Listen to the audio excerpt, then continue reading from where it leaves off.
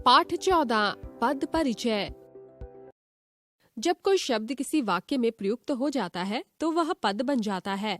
पद परिचय यानी वाक्य में प्रयुक्त पदों का व्याकरणिक परिचय देना। पद परिचय अर्थात जब कोई शब्द किसी वाक्य में प्रयुक्त हो जाता है तो उसकी स्वतंत्रता समाप्त हो जाती है तथा वह शब्द न रहकर पद बन जाता है। पद परिचय के अंतर्गत वाक्य में प्रयुक्त पदों को अलग अलग करके प्रत्येक पद का व्याकरणिक परिचय दिया जाता है।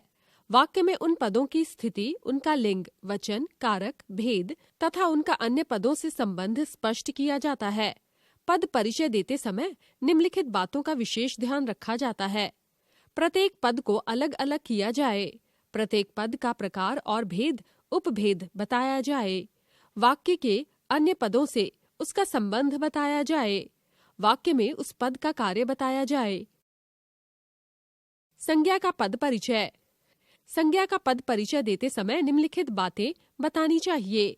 संज्ञा का भेद, जातिवाचक, व्यक्तिवाचक या भाववाचक। लिंग, स्त्रीलिंग या पुल्लिंग। वचन, एक वचन या बहुवचन। कारक, कर्ता, कर्म, करण, संप्रदान, अपादान, संबंध, अधिकरण या संबोधन। संबंध, वाक्य के अन्य पदों से संबंध। सर्वनाम का पद परिचय। सर्वनाम पद के परिचय में 5 बातों का उल्लेख किया जाता है। सर्वनाम का भेद, पुरुषवाचक, निश्चयवाचक, अनिश्चयवाचक, संबंधवाचक, प्रश्नवाचक एवं निजवाचक। लिंग, स्त्रीलिंग या पुल्लिंग। वचन, एक वचन या बहुवचन। कारक, कर्ता, कर्म, करण, संप्रदान, अपादान, संबंध या अधिकरण कारक। सर्वनाम में संबोधन कारक नहीं होता। संबंध, वाक्य के अन्य पदों से संबंध। पुरुष, केवल पुरुषवाचक सर्वनाम में उत्तम पुरुष, मध्यम पुरुष या अन्य पुरुष। विशेषण का पद परिचय। विशेषण पद के परिचय में निम्नलिखित बातों का उल्लेख किया जाता है। विशेषण का भेद, गुणवाचक, संख्यावाचक, परिमाणवाचक, सार्वनामिक या संकेतवाचक। लिंग, पुल्लिंग या स्त्रीलिंग। वचन, एक वचन या बहुवचन। कारक, कर्ता, कर्म, करण, संप्रदान, अपादान, संबंध, अधिकरण या संबोधन। विशेष्य शब्द, जिस संज्ञा या सर्वनाम की विशेषता बताई जा रही हो। क्रिया का पद परिचय। क्रिया पद का परिचय देते समय निम्नलिखित बातें बतानी चाहिए।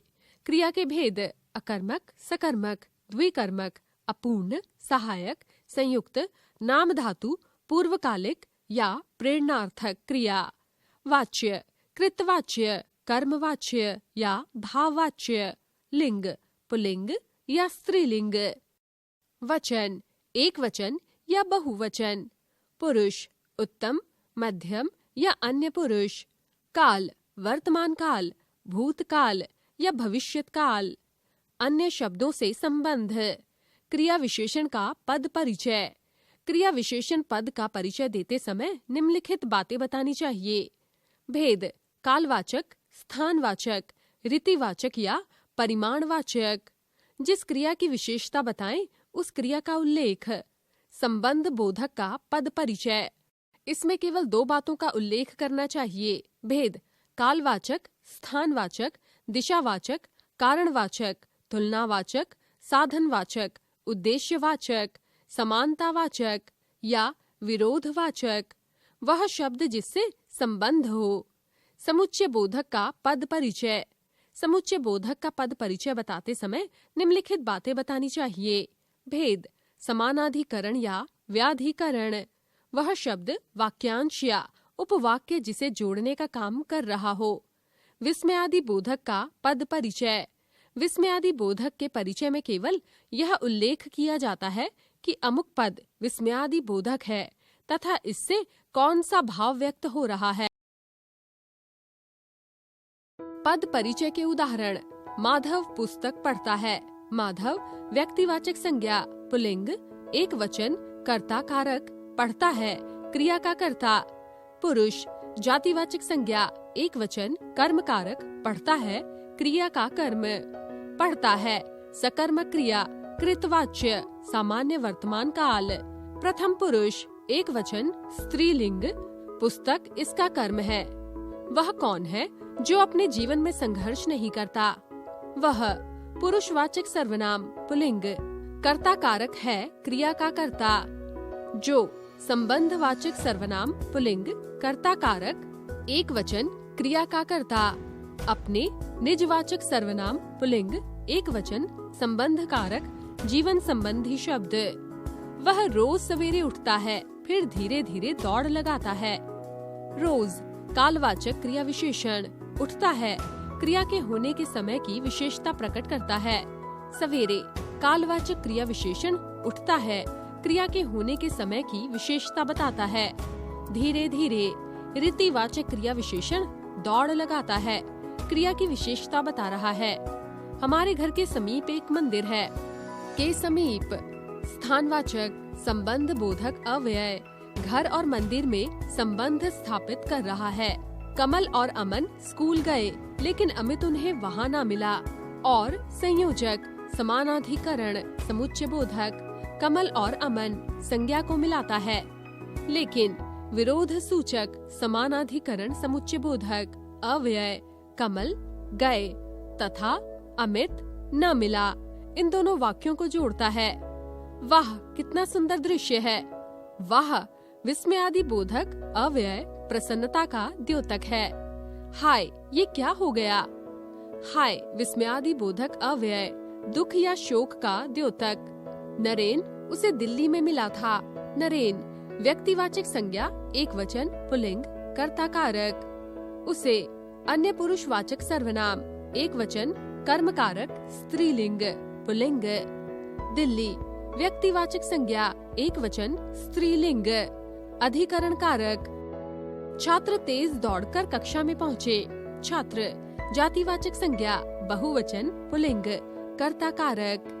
तेज क्रिया विशेषण रीतिवाचक दौड़कर सकर्मक क्रिया पूर्वकालीन क्रिया कृदंत।